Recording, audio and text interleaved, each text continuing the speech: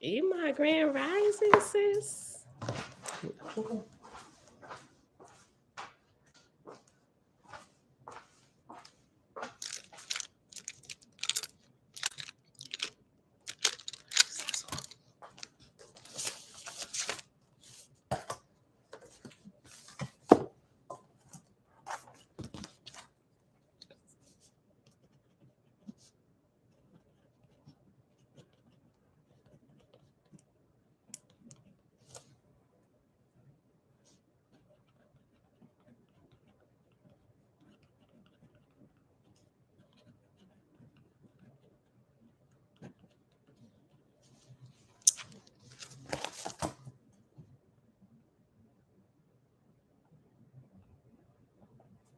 All right, beautiful people. Happy Thursday. It is December the 29th, 2022, day 301 of year 4.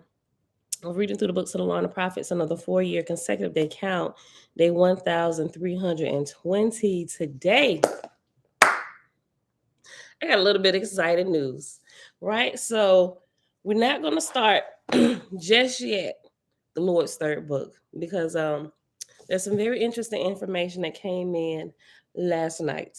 So with permission to share, first, before I share that, first of all, let me give a shout out to Kenya. We got a sister watching from China who reached out to me yesterday. She actually she's been hanging out in the background for a little while now. But she was listening to the letter that Cosmon shared that I reread yesterday, and she was able to find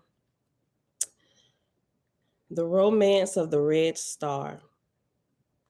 It's lodged in the Library of Congress, and I have the link. Matter of fact, if y'all haven't found it yet, I have the link for it.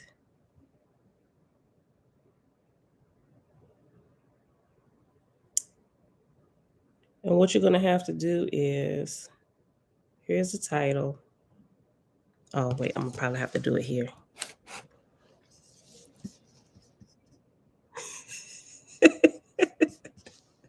Dawn, she said, peace, love, and light, Oahspe family. Man, I missed a lot yesterday. She had a migraine, throwing stuff in the trash and talk about coochie at Shalom. Yeah, yesterday was pretty interesting. Hold on, let me pull this up for y'all. Somebody had to break this up. It might be too many. It might be too long for the chat. So here's the title.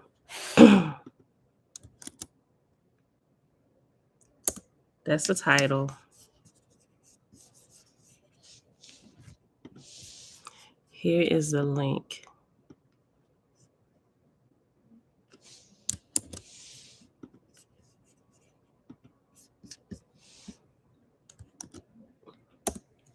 And that would actually be what the letter that we was rereading that Cosmo read.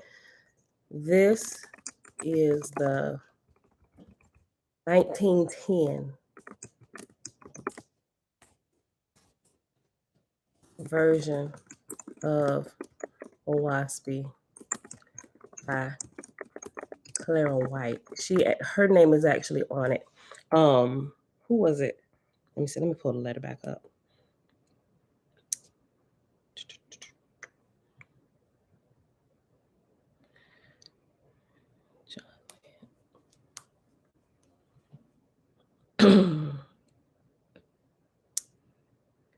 Towards the end of the letter yesterday that we read, right in the 18, I think it was like 1884, where it mentions it. New bro.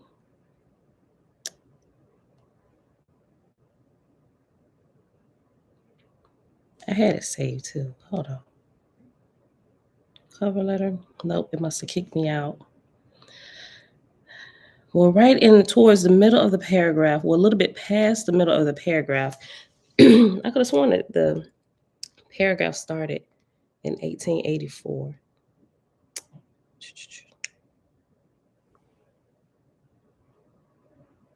where it talks about Clara White. I was looking for the dude's name, but anyway, his wife is Clara White. Oh, here it is. I'm sorry, not 1848. In 1898, Franklin P. White, a former participant in Howland's Levitica community, returned home and founded a Denver fraternity. His wife, Clara E. White, was a medium and claimed to restore Oahspe to its true, unrevised form, which they published under the title Romance of the Red Star, a bibliography of the earth. It included a chapter they said was omitted from Oahspe. Although corrected and renamed, their version violated the copyright of Oahspe sold by the Howlands. So after they had put it out, they when Howland came back and saw that it was up there, even under a different name, right? They probably, because they was familiar with the people, they probably ran a search on the people and found a book authored by them. And when you open it, realize it's actually Oahspe under a completely different name, right? Okay. So that's that link right there. So save that. When you go to the link, it's going to be like a screen where it looked like a video, but it's not. It's an actual book. So if you like hit play, it'll kind of like scroll through, or you can scroll through the bar. But what you want to do, if you pull it up on the computer, go to the right hand side of the page, and it'll have like different formats. Go all the way down, hit PDF. All those other ones, they're gonna give you all kind of other crazy formats. Click on PDF and download that from there. If you're on a phone, when it opens up, it's not mobile ready, so it's gonna be too big for the screen. Just scroll to the bottom till you see formats. Go down to PDF, hit PDF, download it from there, right? But like I said, that can be found in the Congress of the Library, the Library of Congress. Okay, so big shout out to Kenya, hanging out in the background all the way from China for that little piece. I know a few people were looking for it, was looking for it. But she got it and she sent it to me last night. So big shout out. I'm keeping a list of everybody naming all the different pieces that y'all give me to this, right? I told you I ain't letting up on a search. We just had a minor little setback, right? Still looking at what creator is saying now. But if the piece is gonna keep coming in, I'm gonna keep putting the puzzle together, right? So thank you, everybody, and even Dawn spending all that time putting that the spreadsheet together for me with the comparing the books and everything. Thank you, thank you, thank you. Because if I actually do decide to do my PhD, this is gonna be my my big term paper, right? All this research over this is gonna be a few years till I get to it. All of this time and everybody's resources, your YouTube channel, whatever you get to me, I can put in there. It's gonna be in my bibliography, and you're gonna be cited throughout the text with your piece that you gave, right? I think it'll be pretty cool. So with that being said, let me get shout outs to everybody. First of all, Father, we thank you for connections all over the world to accomplish your purpose as we all raise to a higher light. All right. I already said hey to Ema, Set Apart Living. Dawn, sis. Hey, girl. Hey. Hannah, Grand Rising. Hold on.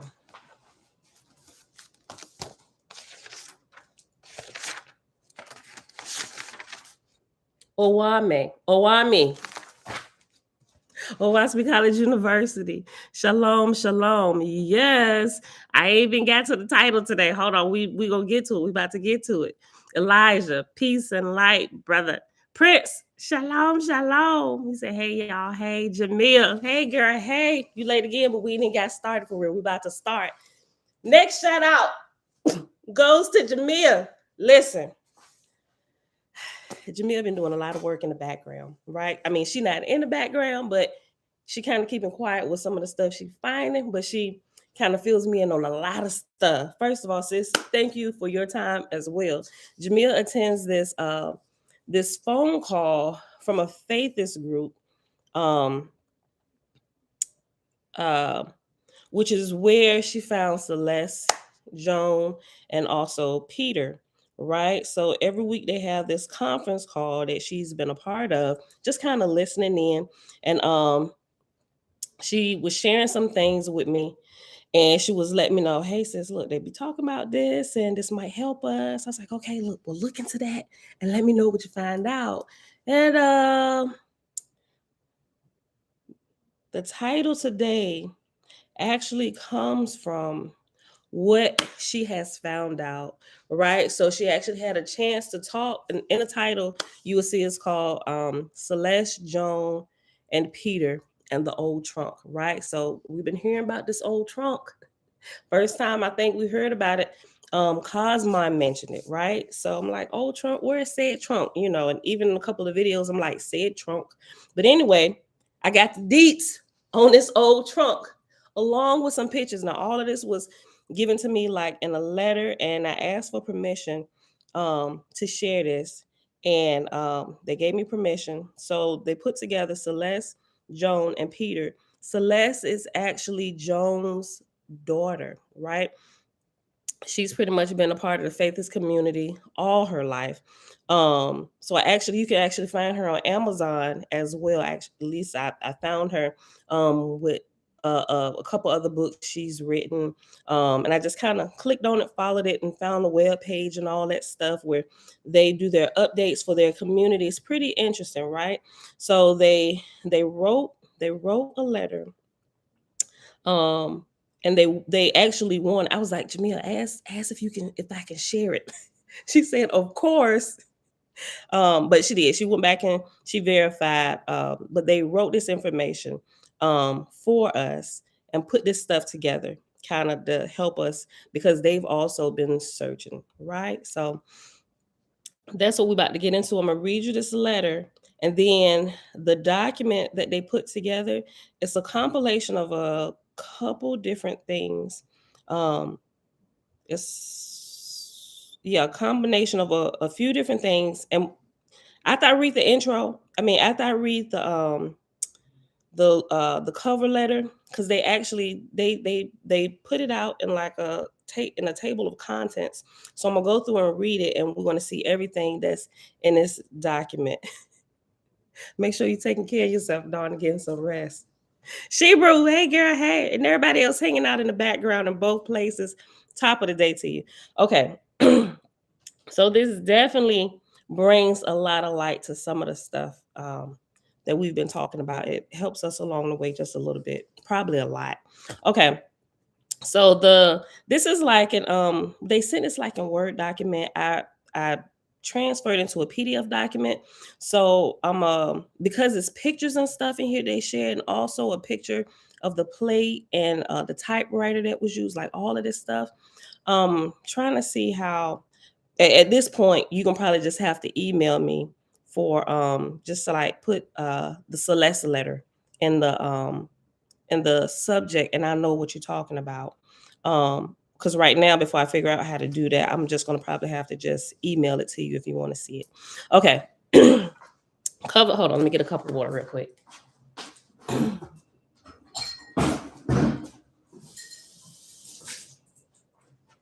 This is really interesting. Super excited.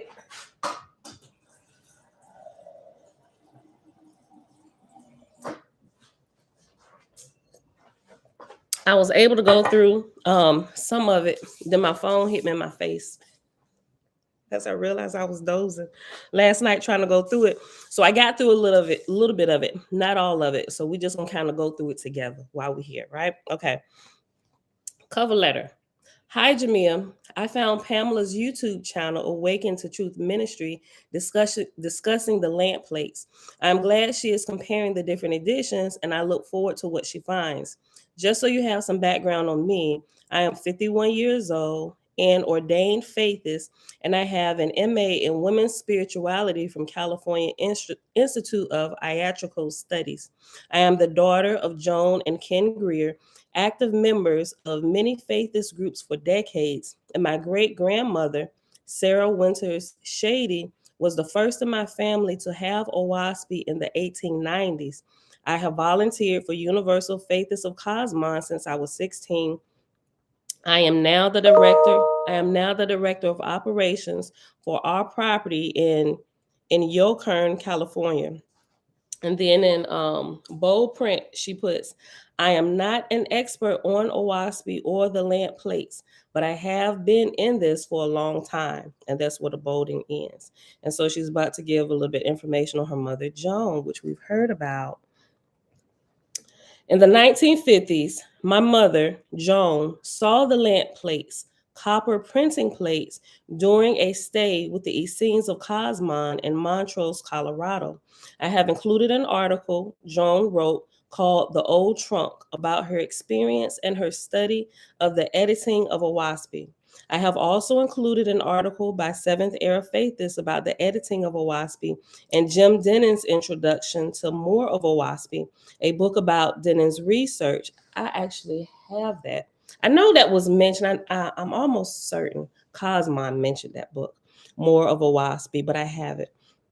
I haven't gone through it yet, but it's here, right? Okay, I have also included an article by Seventh Era Faithists about the editing of Oahspe and Jim Dennon's introduction to more of Oahspe, a book about Dennon's research. Jim Dennon also wrote about the document Pamela is calling the lamp plates. And we have I have a new term for what we call it. We call it the lamp plates. Look, last night Bella picked up my so-called John lamp plates out the trash can that I threw in. Y'all saw me throw it. Bella came when it was done. She said, Mom, it was so sweet the way she did. She said, Mom. And she got down there and she gathered up all the papers, she said, and she did them. They weren't nice and stacked together, but they were still kind of like, the best she could. She got it. She said, Mom. And she set them back up here. And she did like that. I'm like, that must be a sign. So I was like, okay, right. Because I even mentioned, I was like, maybe they shouldn't go all the way in a trash can. Maybe they'll be in that box hovering above the trash can with the two lighters beside it. I'm about, you do one more thing. I'm going to light you on fire, right? Okay. So Bella pulled them out the trash can. All right, I see y'all emails coming through asking for the copy of the letter. I got y'all. It may not be directly when we get done, but it will be today. I have 11 a.m. deadline. I have to submit some paperwork to the government. So it'll be today, but probably later on in the day when I send it. But just put them there. I ain't gonna miss it. All right. In the 1950s, my mother Joan saw the lamp plates, copper printing plates, during a stay with the Essenes of Cosmon in Montrose, Colorado. I have included an article Joan wrote called The Old Trunk about her experience and her study of the editing of Oahspe. I have also included an article by the Seventh Era Faithists about the editing of Oahspe and Jim Dennon's introduction to more of Oahspe, a book about Dennon's research. Jim Dennon also wrote about the document Pamela is calling the lamp plates. When the Essenes of Cosmon, the group with the old trunk, closed their doors, Wing Anderson ordered the burning of the archives. I'm like, what? So I'm like, he ordered it? Wing Anderson ordered the burning of the archives.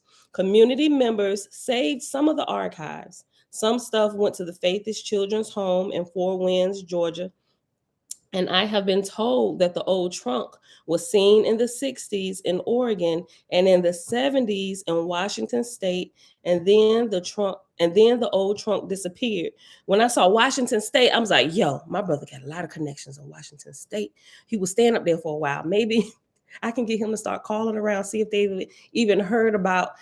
First of all, let's mention the word Oahspe, see if it rings a bell. Let's see how well informed your circle is. Listen, I was thinking about all this last night. Hold on. Some stuff went to the Faithist Children's Home in Four Winds, Georgia, and I have been told that the old trunk was seen in the 60s in Oregon and in the 70s in Washington State, and then the old trunk disappeared. In the 1980s, when I was a teenager, there was a lot of talk about the El Paso Oahspe. Faithists wanted it to be Newbro's original typed pages or the print proofs of the lamp plates. In 1987, Jim Dennon called the El Paso Oahspe a forgery. I disagree with Denon.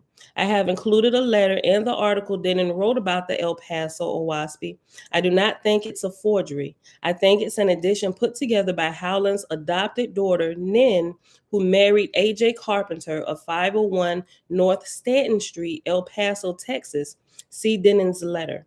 Mrs. A.J. Carpenter's name and address are on the first page of the El Paso OAHSPE. I think Nin was preparing the El Paso OAHSPE for publication, but it was never completed, perhaps because of the flood and fire that destroyed Newbro's papers and artwork, or maybe it became an overwhelming task. Either way, I think the El Paso OAHSPE is not the first or the second edition of OAHSPE. I think the El Paso OAHSPE was put together after Newbro's death and after the 1891 edition was published. I take responsibility for my opinion, and I am open to other interpretations of the El Paso OAHSPE. I am deeply inspired by your enthusiasm and thirst for knowledge, and I hope you are not irrevocably disheartened by my letter or its information. Many faithists have felt misled and disappointed with the El Paso OAHSPE, but and here's what she put in bold, and this is the last sentence of this letter. But for me, what makes the El Paso OAHSPE remarkable is that it was put together by a woman who was raised at Shalom. With love and respect, Sister Joy. Right? So I want to bring out a couple things she wrote about in this letter right here, right? Yeah, we definitely, Jamil. She said, I actually think we should talk to Woodson Payne. I'm in his group on Facebook. Hold on.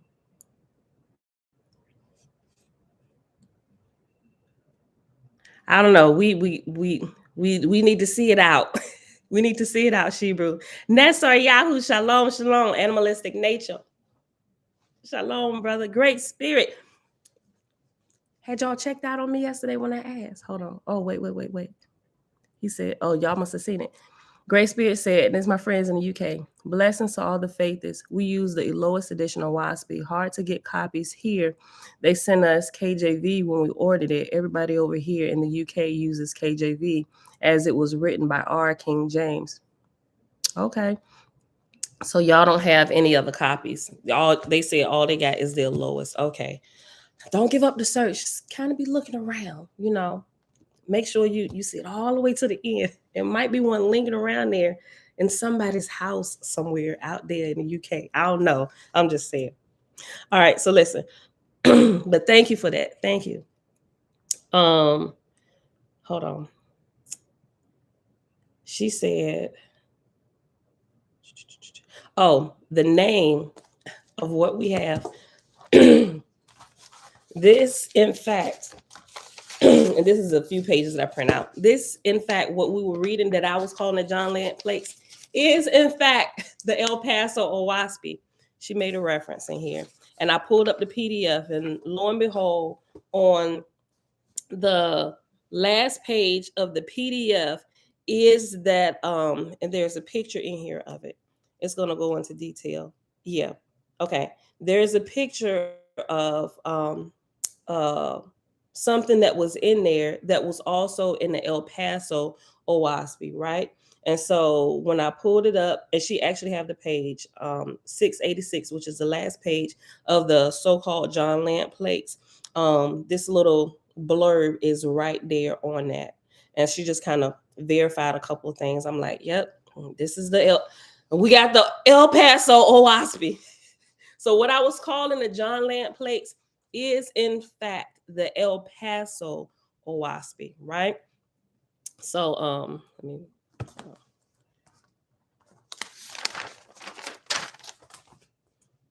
that's gonna be in the title too. I gotta add it in there if I got space.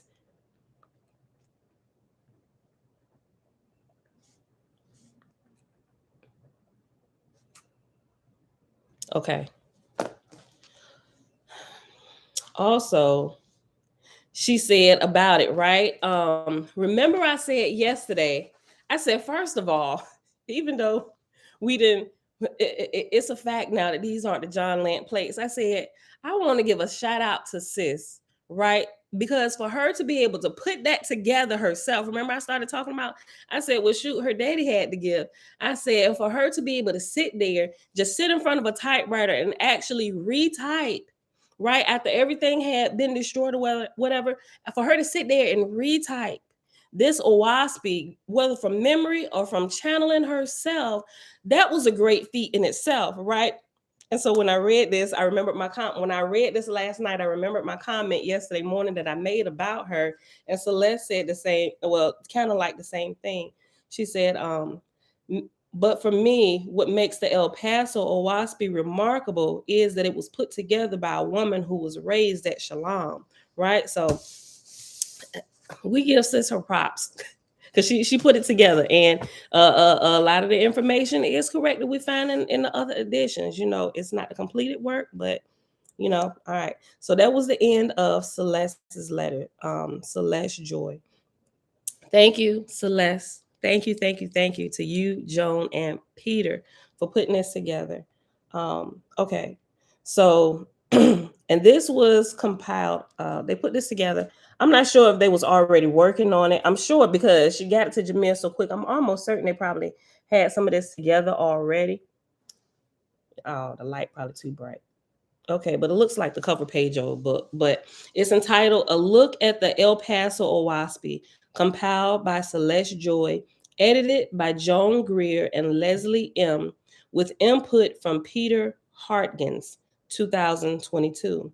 And it has the P.O. Box number, has Joy's email and phone number. I'm not sure if you want me to say it like over the air, so, but if you email for a copy of this, it'll be in there. I'm not going to read that out loud. Okay. The table of contents, and this is giving us everything that they've compiled into this book, this document that they put together. Page 4, well, page 1, cover letter. El Paso Oahspe comparison, and under it, an interesting study of the pathology of religion, Howland, Colony of Las Cruces, Mrs. A.J. Carpenter, or Nin Howland. And it has the second edition and also the typewriter. Then it has Jim Denon on the El Paso Oahspe, photos of Nin Howland, Ninya, second child in the top row. It's a picture. Matter of fact, I've seen these pictures before while I was looking up. Matter of fact, I think, don't quote me. I think it's the same picture that I posted in the community section a couple weeks ago with the children at Shalom. I think that's the same picture. At least it looks familiar. Okay. Photos of Nin Howland, Ninya, second child in the top row. Denon's announcement in Cosmon Voice 95. The introduction to More of Oahspe by Jim Denon.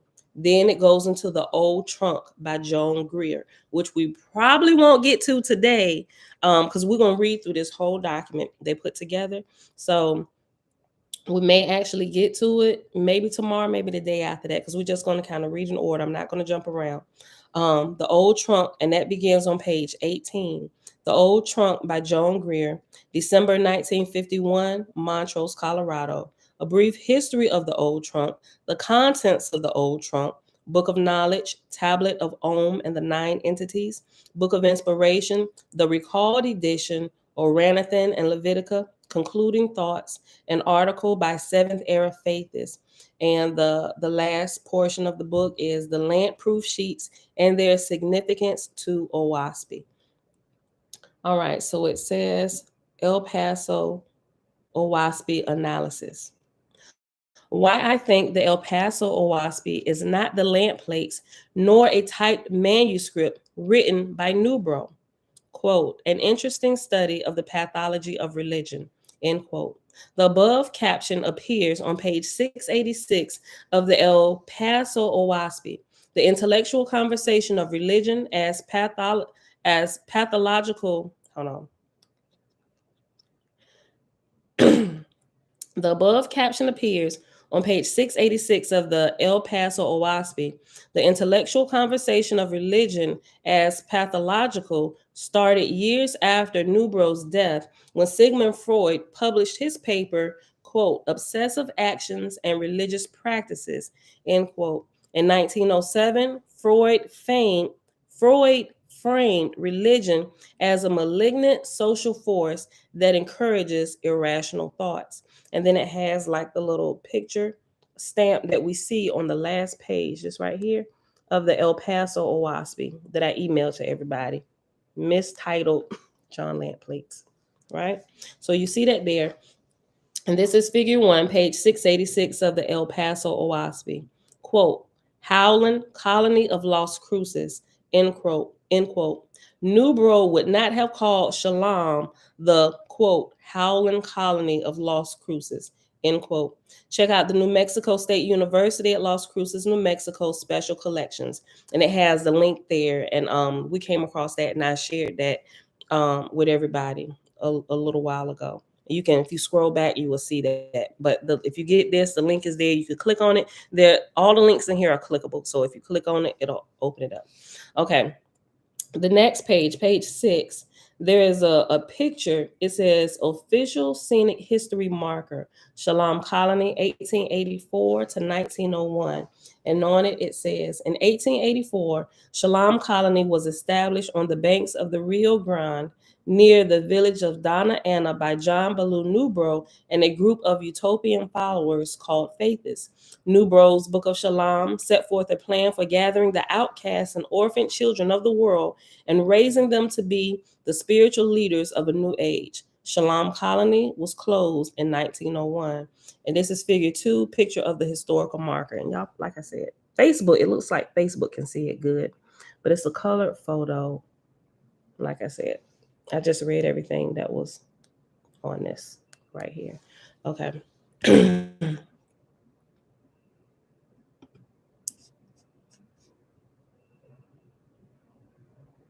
don't know. We got to look into it, y'all. I see y'all comments. Okay. I don't know. I just heard of the guy the other day. Like, I don't want to say his name and repeat that comment because I don't know. I haven't looked in it yet, into it yet. Okay. Mrs. A.J. Carpenter, El Paso, Texas, September 14th, 1929. By kindness of Mrs. A.J. Carpenter, 501 North Stanton Street, El Paso, Texas. Mrs. A.J. Carpenter was Nan Howland using her husband's initials. See Denning's letter. And let's see, figure 3, page 1, form PDF of the El Paso OAHSPE. And I remember seeing that is there, right? So it gives a little, that's figure 1. Oop. If you go back, you will see that. My light is too bright. Okay. But if you get it, you will see it. This is like a little picture of that, the top of that page. Matter of fact, it's on the preface page at the top. You can see what she was showing right at the top. Okay. Second edition, prefaces to the second edition, figure 4, page 1 in PDF of El Paso OAHSPE. And it has another picture and it just kind of zoomed in so you can see preface to second edition with the previous post above it. John Lant was not involved in the 1881 second edition of OAHSPE. The Lant plates were made 10 years earlier in 1881. The plates would be copper and would look like the newspaper advertisement on the next page, right?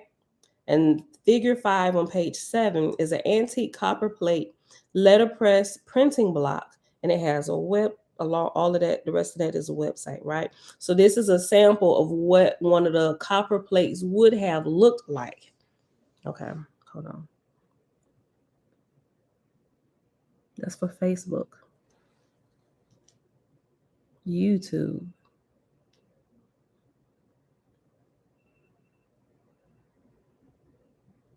All right. The lamp plate proof sheets look like this according to Faith's Jim Denon, Joan and Ken Greer, Arnold Arias, and Ernie Gardner, Safa. And this is an actual proof page from John Lant's 1881 OAHSPE, and it has never published, right?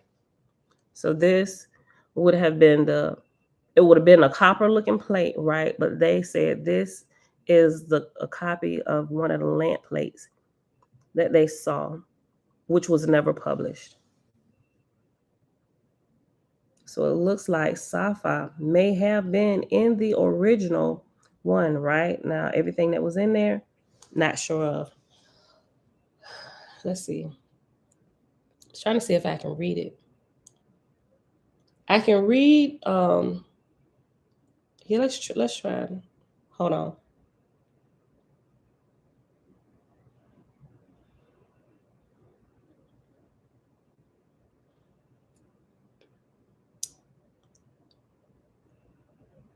Okay, let me try and read this. Okay, what's going around here? And it's gonna probably cut off. I don't know. It's in two columns, so I'm gonna try and keep it all together. Book of Sappha. I am to perish. I, being Sappha, am of the perishable. I am of the earth, perishable history. I am the dying history, not dead, the legends, the skeletons of a one time giant. In my youth, I was science and philosophy, religion. I reached into all the nations of the earth. Distance with me is nothing, time, nothing. I was a tree of life in time long past, the devotedly loved son of light. The fruit I bore fed all the inhabitants of the earth, but the flesh of the fruit hath perished. The seed still liveth. My seed is in languages and words, in rocks and ruined walls, and falling temples, the buried cities. These are the remnants of my corporal body, and these, my last days, remnants that were once the living members of my body, shall forth and speak their parting words of the newborn cosmon. Hear ye these, my sons and daughters, O ye that search for the light of ages past, but find not. I am the book of the past, of the things that are past, of the corporal world, perishable.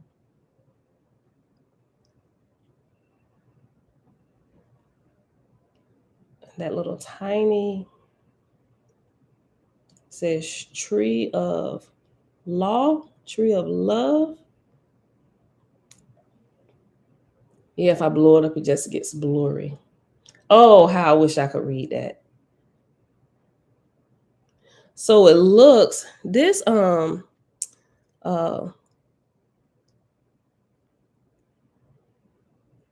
yeah, I agree with Jamil. What y'all just said, I ain't gonna repeat all that, but I agree with Jamil on that. She said his statement is made based on his experience in a certain community. That I do know. I don't think it's necessarily about the book or information. Yeah, I agree with that. So don't be deterred. Like while we're on the search, don't be deterred. We're gonna find some things that may seem a little unkosher, if you want to say that, but look into it and after you get all the information that you can find, then adjust as need be, right? But I do agree that's from he's giving you everything from his perspective through the filters of his experience, right? And it doesn't seem like he had a good experience. So, but that shouldn't don't throw the baby out with the bathwater because of one person's experience, right? Because other people have great experiences in regards to this. Okay, so this right here, this tree. Do y'all remember what I just read? Do y'all remember that in sci-fi or anywhere else? Anywhere else? Because I I don't know that I remember reading that. We could have over the last 6 months of going through here. I'm not sure. But if y'all do remember reading it, if that is in here, put the page number if you remember where um what search for what Ray was talking about. Are you talking about what I just read off of here? So yeah, search for the truth. Yeah, thank you. But that let me listen. I'm gonna read this again. Right, this is good. And up here on this tree, right, you can see that I think I remember seeing this tree or something. Either it's in Oahspe or either this figure is. Hold on, I probably should have went to the next page to see. No, there's not a reference whether this particular tree is in Oahspe, but I think I remember seeing this. It may not have been in Oahspe. It could have just been in some reference. This tree right here, it's a tree, right? And a part of this tree is the different groups of people. Like from the bottom, um, it had outside of the inside of the tree, you have one, then you have two, three, four, five, six, seven, right? The trunk is one, And then a little bit above the trunk where the branches began to branch out, you have each branch has a name, right? The trunk is one, then you have two, then you have it looks like a part of the trunk, but a little bit higher where the branches begin to come out from. That's three. Then you have 4, 5, 6, 7, 8, right? The branches extending from the tree, they're all numbered. And outside of the tree, around the tree, starting from the bottom on up, is Pan, Poit, Gal, Hui, Foos, Chine, Yeehaw, Vede. I think that's Sanskrit, maybe. Then you have Algonquin, Oraba, or Arabia, Hellas, I think it's Celeste, Greek, Latin, Abram, Phanis, Aham. I don't, it starts with an E. Eha, may I probably say that wrong. That might not even be the word. Ibra, and then it has Hebrew, right? So it looks like it's all the world's people. The page 519, okay, in big blue. Let me look real quick.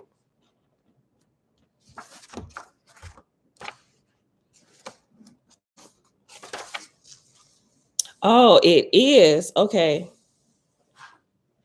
Yep. Page 519 if y'all got big blue. I knew I saw it somewhere. Okay, so apparently this is the picture from the plate, but what about what was around it? What I just read. That's actually around it here from the actual plate. Do we remember hearing that? Okay, let me read here. It's plate 61, Tree of Language. China, India, Europe, and America, the four branches of the earth, have languages from one root. Where was the tree and where it grew that none can find? Where lieth the submerged continent, the forgotten world? Whence escape the struggling mortals to float to far off continents and tell the tale in all lands of a mighty flood? Language of Pan, the first guttural sounds approximating words.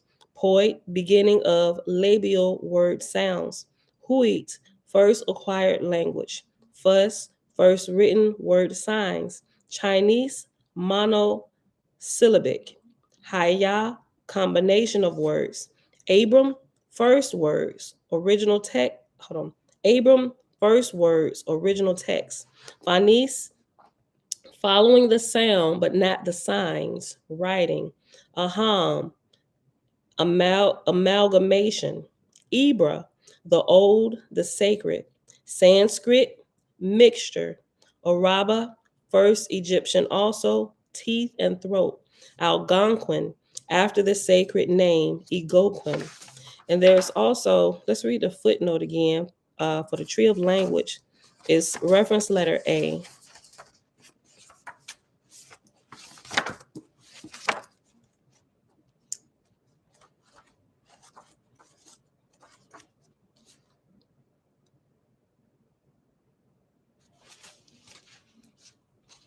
Oh, that's mine's book of praise. Okay.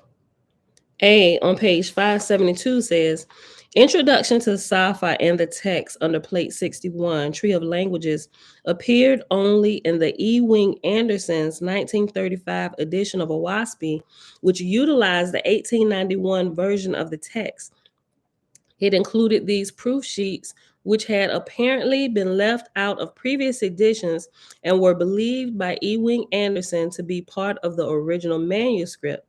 The phrase, quote, these last days, end quote, refers to the fact that humanity will become extinct before the Cosmos season finishes. See Eopian age in glossary.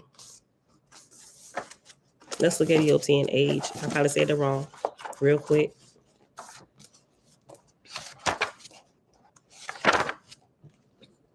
Eopian, I don't know. Eoptian, it's on page 773. Eopian age, I'll say. The period of time from which human life first comes into being until humanity becomes extinct on Earth or any planet.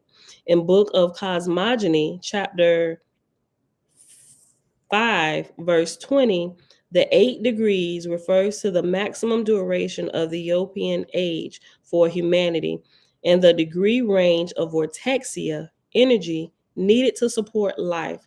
Hypothermia begins below 95 degrees, and debilitating fevers are considered to be above 102 degrees.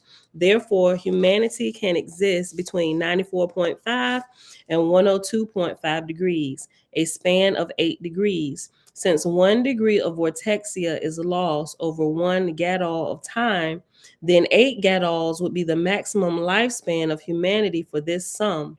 Book of Wars Against Jehovah, chapter XLIX, verse 20. I ain't even gonna try and say what it is. Like this, I don't know. I think it's above 40. I ain't really good. I'm still learning my Roman numerals, y'all. Chapter XLIX, verse 20, indicates that the midpoint of the Eotian age was the time of the building of the Great Pyramid. The Eotian age includes a portion of the second season of the Samoan age, along with most of the Hotuan age. The Hotuan age covers the Cephas and Cosmon seasons.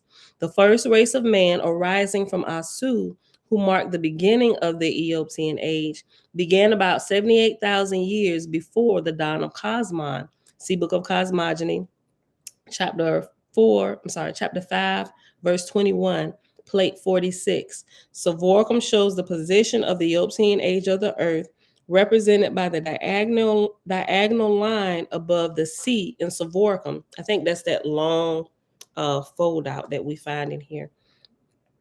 That age extends, That age extends from the first appearance of man arising from Asu to the time of extinction for humanity, or about 66,000 years from now, near the end of the Cosmon season. This would be followed by Adu and then a winter age, Uz, thus ending the present Earth sum. See sum in glossary, see plate, current position of the solar system in this Cosmon season at the end of the glossary. Okay. We will keep following references. If we keep following the references, we probably won't finish a letter. But it's there if you got it. Go pull it up. The sum is okay. We'll look up sum. Sum. See sum in glossary. But you can pull out the pull out yourself. Okay, sum is on page 865. 4 cubes, 576,000 years shall be called one sum, because the magnitude thereof embraces one equal of the great serpent. 43.6 in note B 51. Okay. All right, so let's go back here. I'm gonna reread this what's around the tree of language, right? Plate 61. But yeah, I don't know. I don't remember. Tony, shalom. Selah, shalom, shalom. Francis, shalom. Okay. Is Mars still near that temperature range? I have no idea. I don't know. Selah might be the best one to answer that. That's here, I think. I don't know. Oh, thank you. It's 49. That Roman numeral. Thank you. It's 49. Okay, let's go back to this letter from Celeste. Okay, so I'm gonna reread what's around the tree of language again. Like I said, I don't know that I remember reading what is around here, right? But it's good stuff. Okay. Book of Sappha. I am to perish. I, being Sappha, am of the perishable. I am of the earth, perishable history. I am the dying history, not dead. The legends, the skeletons of a one-time giant. In my youth, I was science and philosophy, religion. I reach into all the nations of the earth. Distance with me is nothing. Time, nothing. I was as a tree of life in time long past, the devotedly loved son of light. The fruit I bore fed all the inhabitants of the earth, but the flesh of the fruit hath perished. The seed still liveth. My seed is in languages, in words, in rocks, and in ruined walls, in falling temples and buried cities. These are the remnants of my corporal body. In these, my last days, my remnants that were once the living members of my body shall forth and speak their parting words to the newborn cosmon. Hear ye these, my sons and daughters. O that ye search for the light. O ye that search for the light of ages past, but find not. I am the book of the past, of the things that are past, of the corporal world, perishable. So could it be, I don't know. I see a tree and my mind want to say that the tree is a big indication of history, right? I mean, you can find like the age of the tree and how long it's been there based on the rings that it has and stuff. I don't know. Could it be saying that the history is like the tree? I don't know. I'm still working through all this. Okay, but this right here is an actual proof page from John Lance, 1881 Oahspe, that was never published, right? They said this is the only one that they got. Um, that's from the introduction to sci-fi. Okay.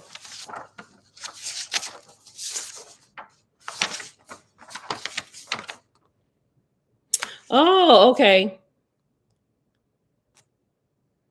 Yep, that's there. Okay. What would have been cool is if they would have put it in here just like it was in the original plate, right? But they split it up and it's like a whole 2 pages. The tree is a whole 2 pages away from the words that was written around it. Okay. All right, let's go back. Thank you for that, Hannah. Thank you, thank you, thank you. Vinette, greetings. Okay, let's go to page 9 of this document Celeste put together. The typewriter is the El Paso OAHSPE Nubro's original type pages? No, I don't think so. And so there's figure 6, page 37 of the El Paso OAHSPE. And it says, it's like I said, it's a figure, this picture right here. It says, this is a specimen of the Underwood typewriter. And it's like showing you the print of how it prints out the letters. It's like a specimen of what this would print out, right? Okay. The first Underwood typewriter was made in 1896, 6 years after Nubro's death. And it has a link that you can click on and you can follow through, right? Others have documented that Nubro's typewriter was a Scholes and Glidden or Glidden, the Scholes and Glidden typewriter. So forgive me, I misspoke. This is not a sample from this. This link right here gives you the, let's see. Hold on. Let me not do that because I'm going to freeze this thing up. But the link right here should take you to the typewriter that this specimen comes from, right? This is a typewriter Nubro had, which is a Scholes and Glidden typewriter. The first commercially successful typewriter was invented in America in 1868 by C. Scholes, C. Glidden, and S. Sewell.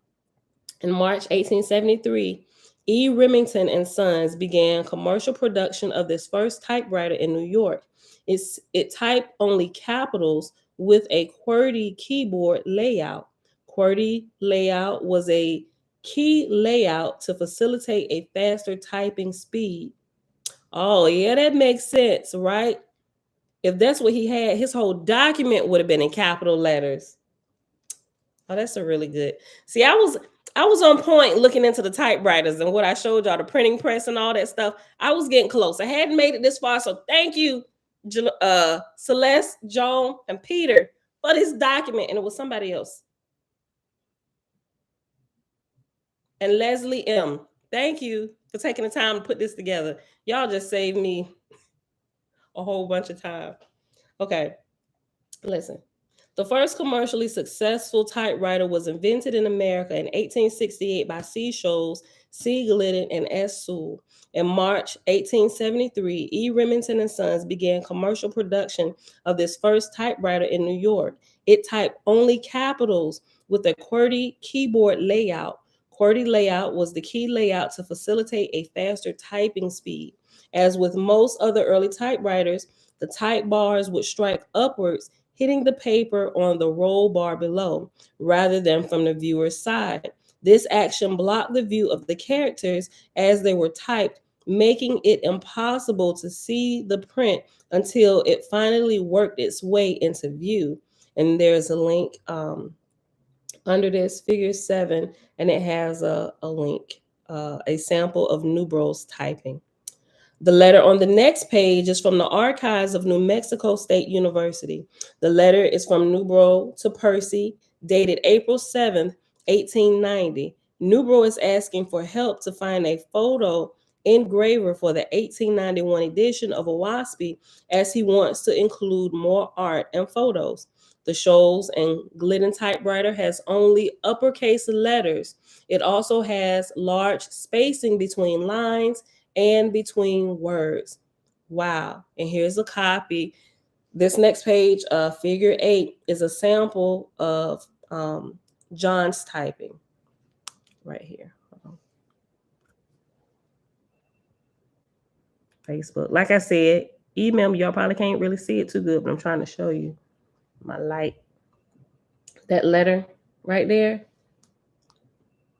that's a sample of John's typing and his writing here. And it's all capital letters. Big spaces between the words and the lines is what they pointed out. Y'all, good detective work. Hold on. Written in the remnant typewriter as Oahspe. Let me see if I can read this letter. Shalom, Las Cruces, New Mexico, April 7th, 1890. Dear Percy, yours received.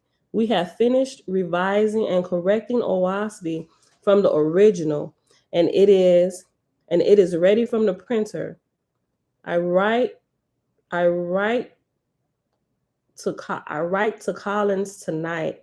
Please put me in communication with some well-known firm of photo engravers. We shall insert the great lawgivers, Abram, Poe, Moses, etc., 11 in all. Also, many of the other pictures. Expect to have it in long primer. Everything prosperous. No word from wing. No word from wing. It looks like wing. Yours truly. And then Howland,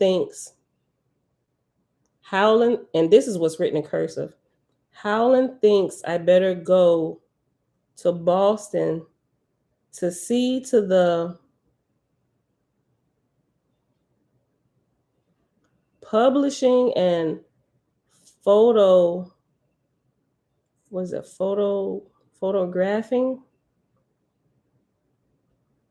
STE. It looks like STE.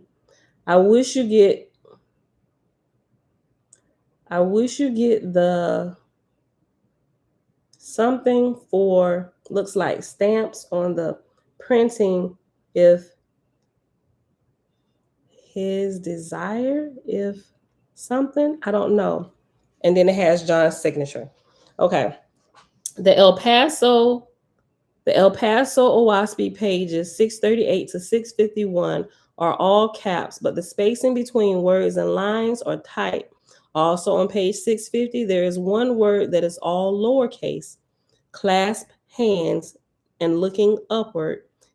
Quote, clasp hands and looking upward, end quote, signifying, quote, in thy praise, Jehovah, end quote. That was the line that was all, hold on. Let me read that again. Also on page 650, there is one word that is all lowercase. Quote, clasp hands and looking upward, end quote, signifying, quote, in thy praise, Jehovah, end quote. The typewriter that typed this page had the capability of upper and lowercase letters. See screenshot of page 650 below. But Nubro's typewriter typed only caps. And it shows that little picture there with the sample typing. Tabitha, shalom, shalom. And this says on this little picture specimen, it says, and he gave to man as the master sign in the lodge a hand pointing upward, pointing toward a pen, signifying, I have proved this mightier than the sword. And Jehovah gave to the members in the lodge to answer and the sign, clasp hands and looking upward, signifying in thy praise Jehovah. Jehovah said, remember the day of proclamation of freedom, for it is, and that's the portion, it's cut off. That's the only, that's all what we can read from that little sample. All right, page 11. Jim Denon on El Paso, on the El Paso OAHSPE. Oh, we right at the hour mark. Let me read this, and we'll probably pause after this. Yeah. Okay. So page 11, and it has a letter. I wonder. No, I don't. Yeah. We haven't read this out loud, so you will see the letter. It's on letterhead. We're going to read this. Not for publication, please. And this is from March 15th, 1987. And at the top, the letterhead information has Jim Denon, his address and phone number. After years of waiting and much expense invested in research and copying costs, you may appreciate the disappointment experienced upon opening the package from El Paso and discovering it is not the genuine Oahspe manuscript at all, with an exclamation point. I feel him, right? Because I experienced the same disgust. Yesterday just hit me deep down in my shanana. Listen. Look, and after paying for it, like he just said too, right? Not that that matters, but I'm just saying it's just a deeper blow to think that you have something authentic and real, and to pay for it, right? And to find out, bro, that's fake. Your gold is fake, G. Look, fool's gold. Look. After years of waiting and much expense invested in research and copying costs, you may appreciate the disappointment experienced upon opening the package from El Paso and discovering that it is not, in all capital letters, NOT, not the genuine Oahspe manuscript, exclamation point. The enclosed announcement may be published, but this letter is my own thoughts and speculation as to why someone might have gone to all the time and trouble of handwriting and tracing the drawings to create a forgery of sorts of the original Oahspe manuscript, right? We say the same thing. Why would people do this? Like, why would you even do something like this, right? It's crazy. The enclosed announcement may be published, but this letter is my own thoughts and speculation as to why someone might have gone to all the time and trouble of hand typewriting and tracing the drawings to create a forgery of sorts of the original Oahspe manuscript.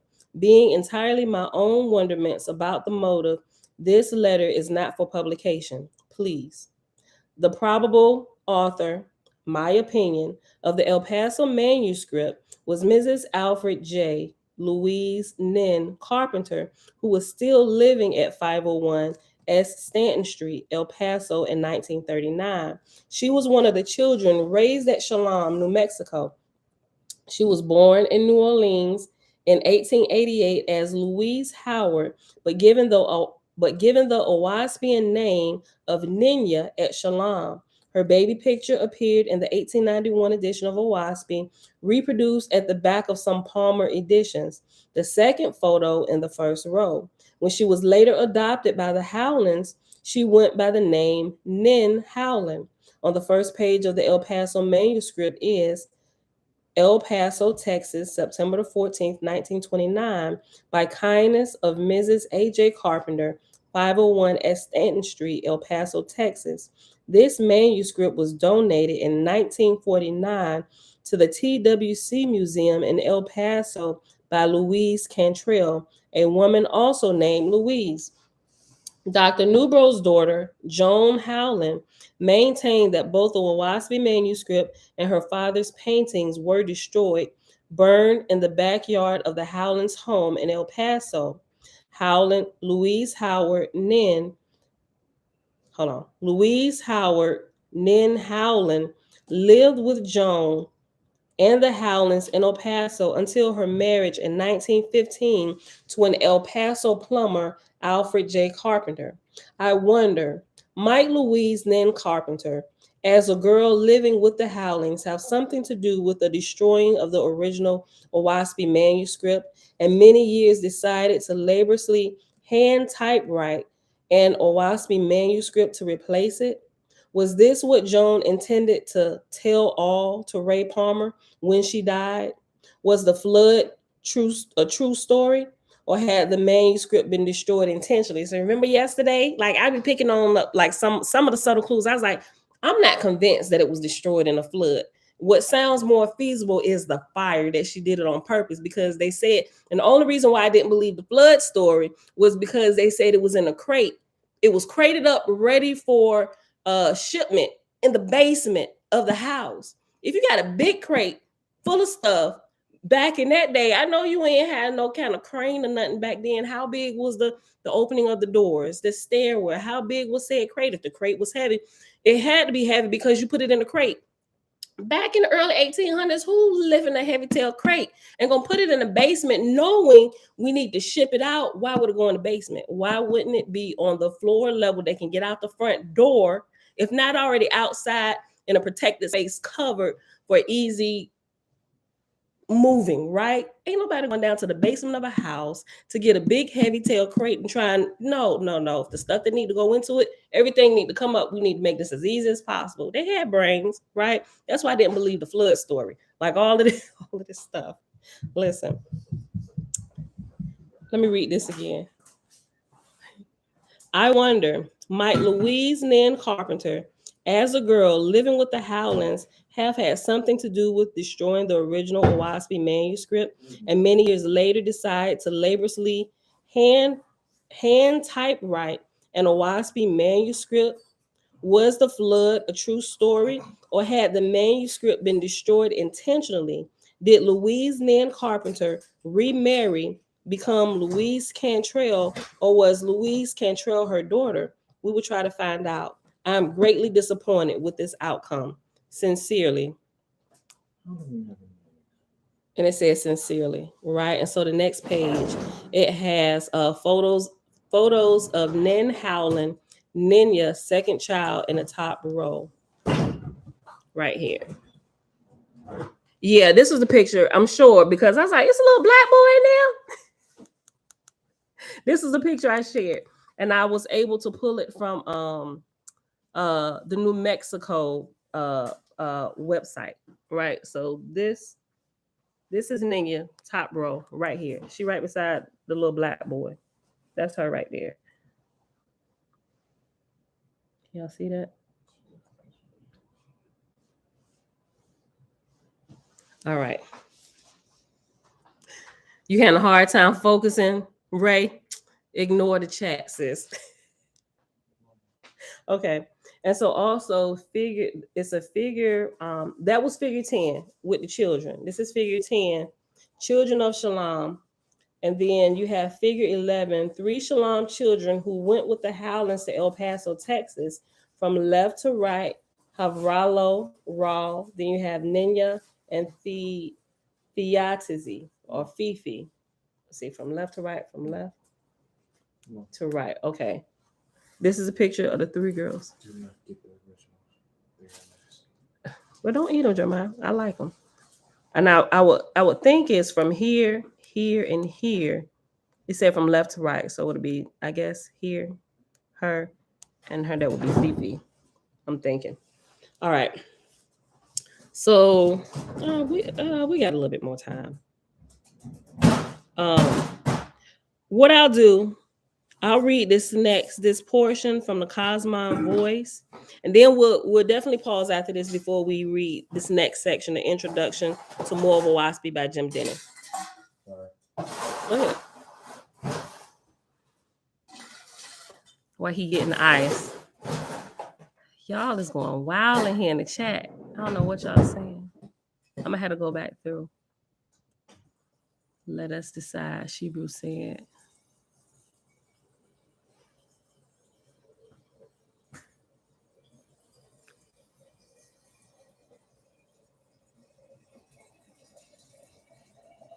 Yeah, like if y'all got pieces of the puzzle, if you think you have something, share it, right? And we'll roll it through. We'll see. We'll decide whether it needs to go in the garbage, put in the shenanigan box, put it on the shelf. Like, we all sorting through the information. So if you know some stuff that we haven't come across yet, bring it out, put it in. We'll look into it. You know, it's a bunch of detectives here. Put it out there, OCU. Yes. I went to the Suffolk YMCA. Mm-hmm. It is awesome. Very good. Okay. They have equipment that is better. You don't want to stop like what we're working on. It's not. It's a part of it, especially if it has to do with this. Share it, and we'll roll it around. Like I said, we'll look at everything. Shayla, hey cousin, yeah, whatever it is, share it, right? But don't get sidetracked with the chat, y'all. We come back to the chat.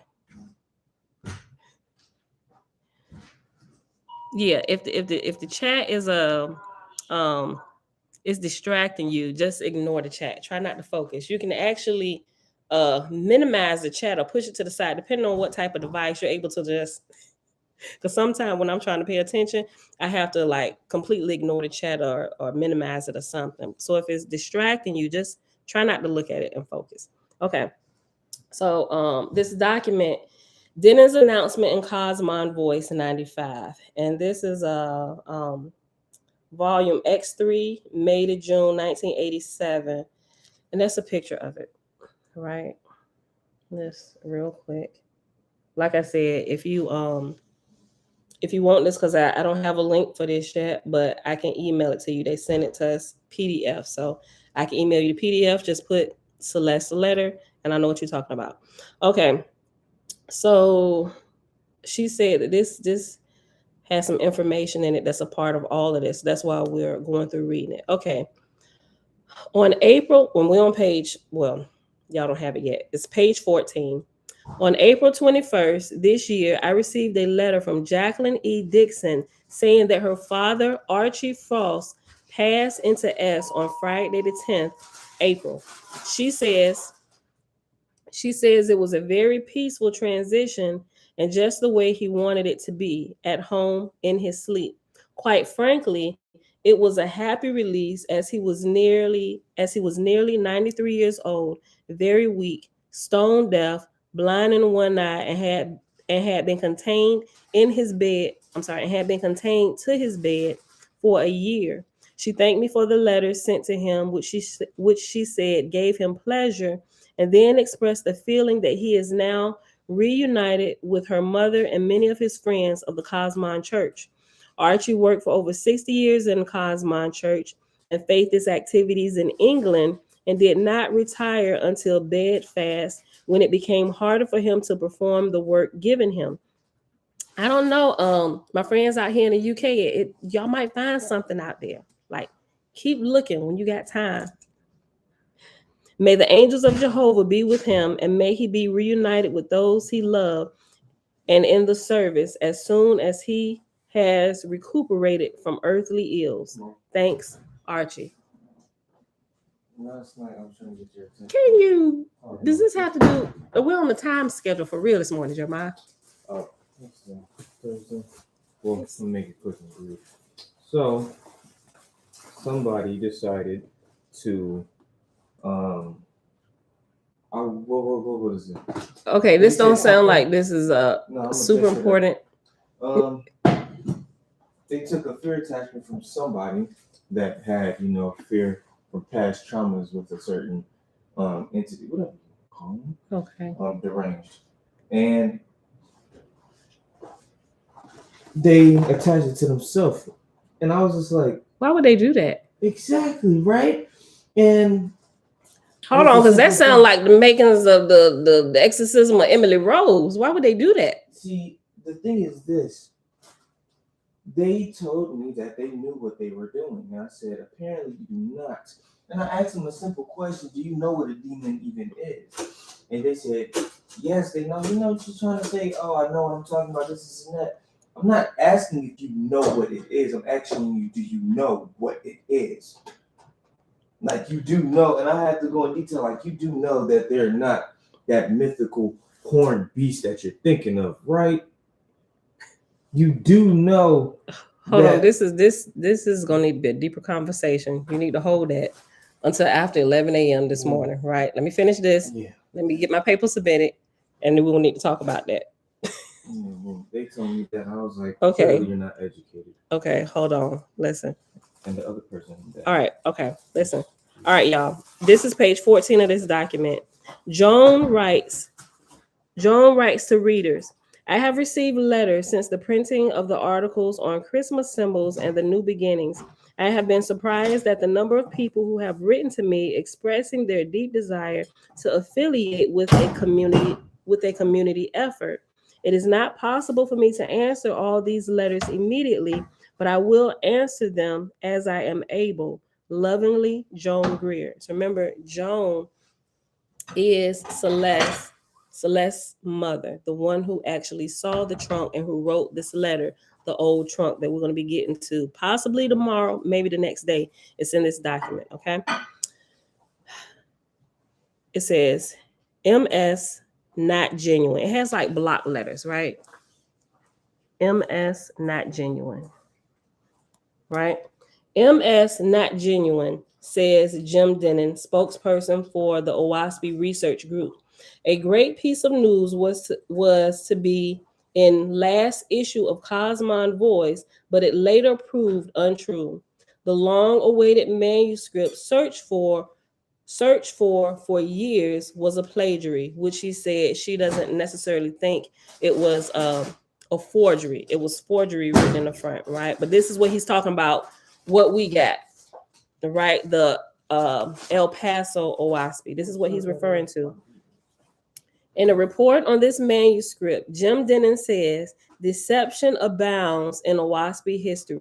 Dr. Newbro's daughter, Joan Howland, tried to tell us the Oahspe manuscript was stored in the basement of their El Paso home and destroyed when a flash flood filled the basement with water. So the manuscript was burned as garbage, right? How does it flood, but yet it's burned as garbage, right? She half the truth is in there. He said, in a report on this manuscript, Jim Denon says deception abounds in Oahspe history. Dr. Newbro's daughter, Joan Howland, tried to tell us the Oahspe manuscript was stored in the basement of their El Paso home and destroyed when a flash flood filled the basement with water. So the manuscript was burned as garbage. In her 1960 interview, Joan said she burned her father's oil paintings also. There was hope, Denon goes on in his report, that Joan was wrong about the manuscript. Ray Palmer reported in an October 1974 newsletter that the Oahspe manuscript had not been destroyed, that he knew where it was, and it was in safekeeping. Further, he said Joan Howland was about to, quote, tell all, end quote, about it when she died. Yeah, that's normally how it happens. And somebody goes to the grave and we still don't know. Further, he said Joan Howland was about to tell all about it when she died. Ray was certain the manuscript was preserved. He formed a manuscript fund for recovering and publishing it. When the founder of the Oahspe Research Group began this investigation, she contacted Marjorie Palmer about the 1974 newsletter information. Marjorie suggested looking in El Paso, Texas. Subsequently, the July 28, 1950 El Paso Herald Post newspaper article was discovered, which announced that the Texas Western College Museum had received the valuable Oahspe manuscript. During intervening years, the Texas Western College became the University of Texas at El Paso. The UTEP Centennial Museum advised the Oahspe manuscript had been there since 1949, but on September 21, 1972, was transferred to the Special Collections Department of the University Library. Unfortunately, the library had no record of it and could not locate it. This appears to be what Ray Palmer had learned about. The Oahspe Research Group encouraged the university to locate the Oahspe manuscript. The library advised that the only process might turn advised that the only process that might turn it up was a thorough inventory of all collections, which would take a long time. That was in 1981. During the long inventory process, the manuscript was finally located on February 5th, 1987.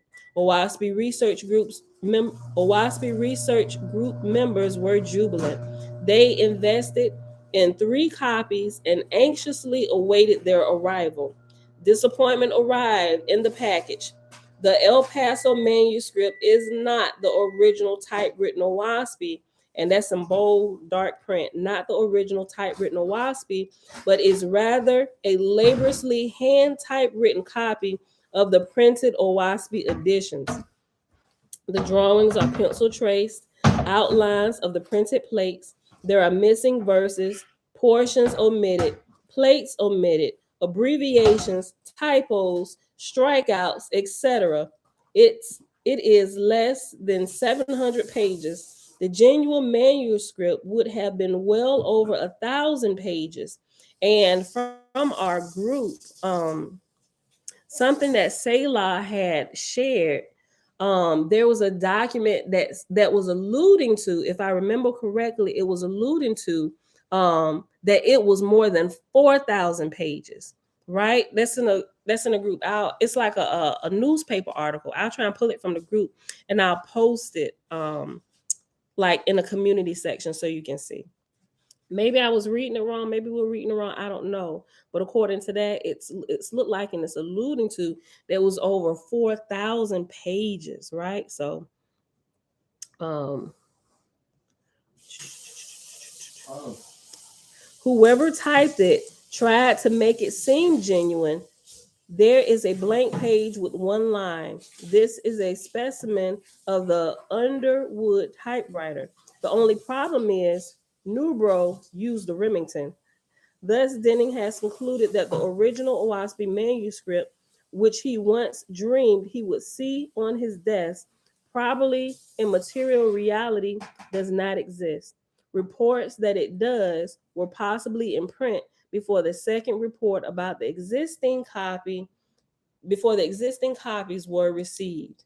We don't need an original type manuscript. However, to see the benefit of what we may have, some may not use it for religious purposes, as the Oahspe Research Group does not, but it is here to use as each individual sees it fit within his or her own psychic guide.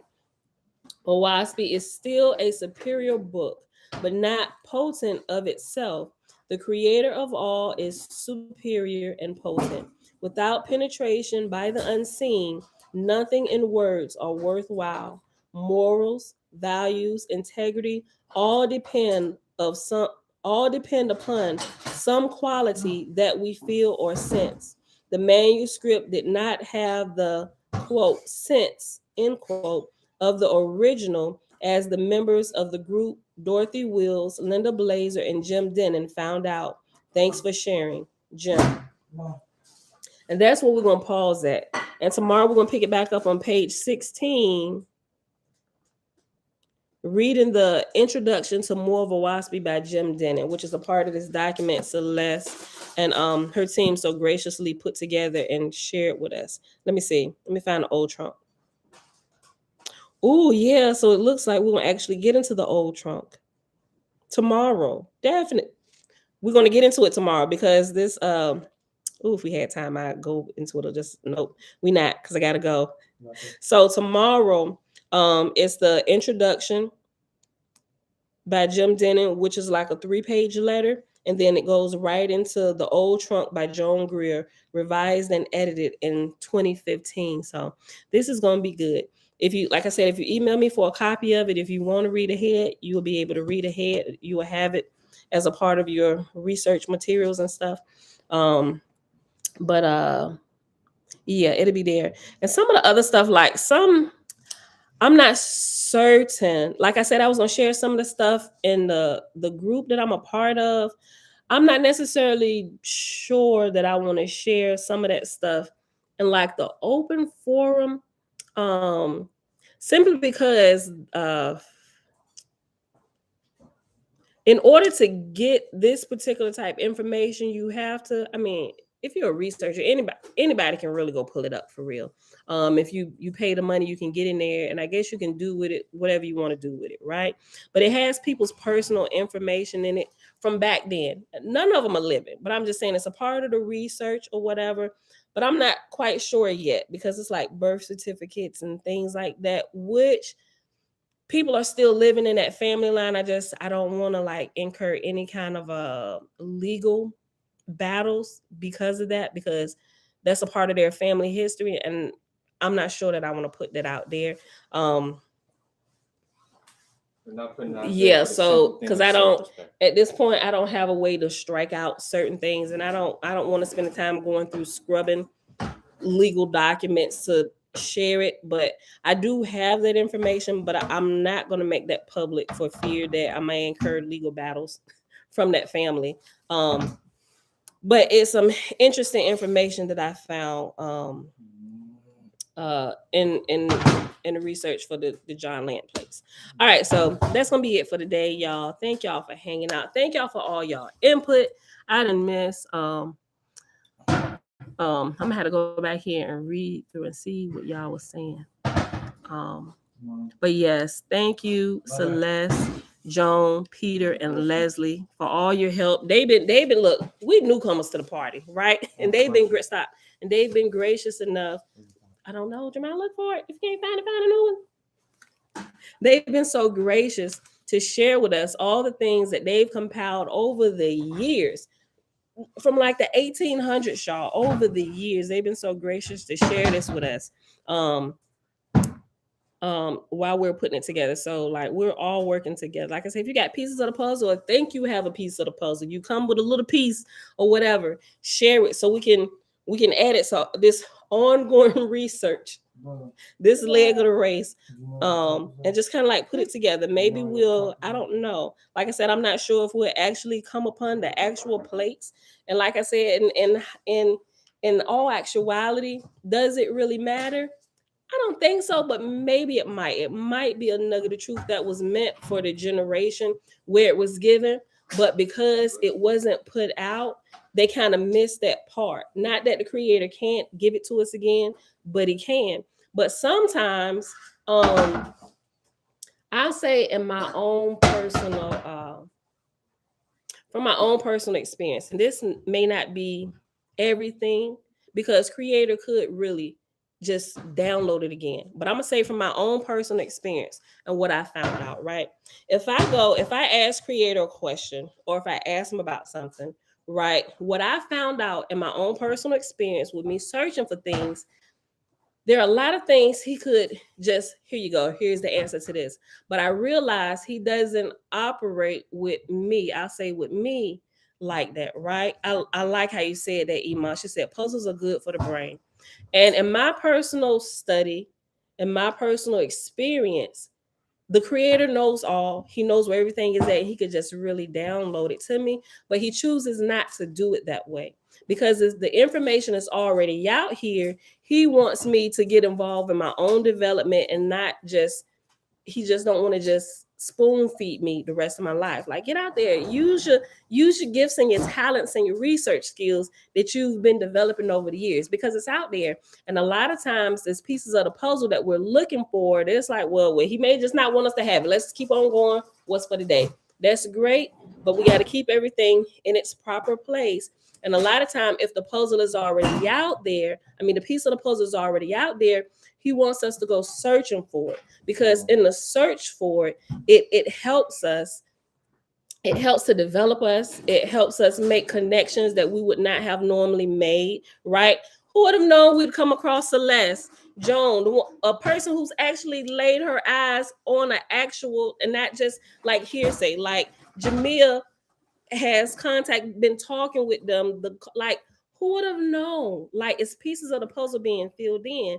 So at times I feel like National Treasure, another clue, but they refuse to give up the search, even at the point where everybody think he looking crazy now. But he got the two friends. Listen, is this crazy? Could be, but we're gonna go with you, because some other stuff has proved true. So if you're gonna look crazy, shucks, we this deep in with you, we might as well all look crazy together, right? But it was a good thing because he's like, I got this gut feeling. And at the end of it, there was actually a treasure, right? And it was amazing if you ever seen National Treasure. And I kind of feel like this is what this is, right? You know, it's like our own real-time national treasure hunt.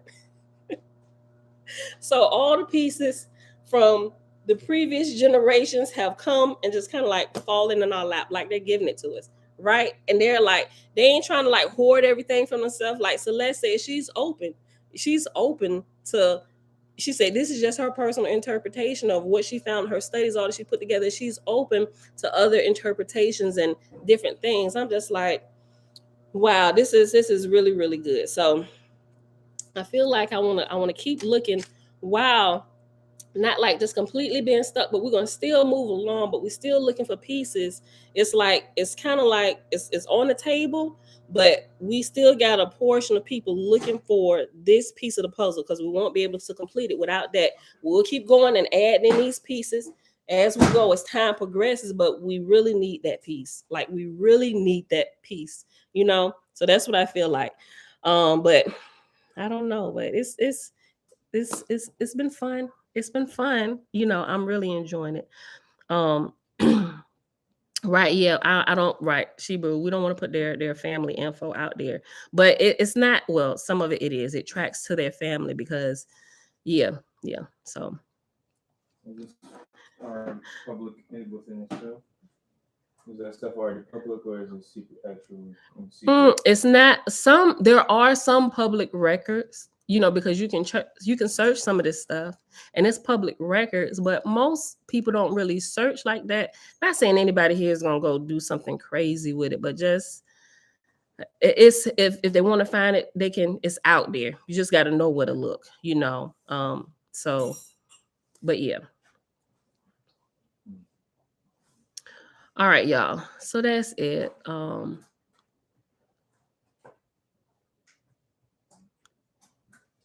right. Now I'm gonna go through here and read this comment today, but let me go ahead and get out of here. Oh, what I did, I started with the new connections and everything.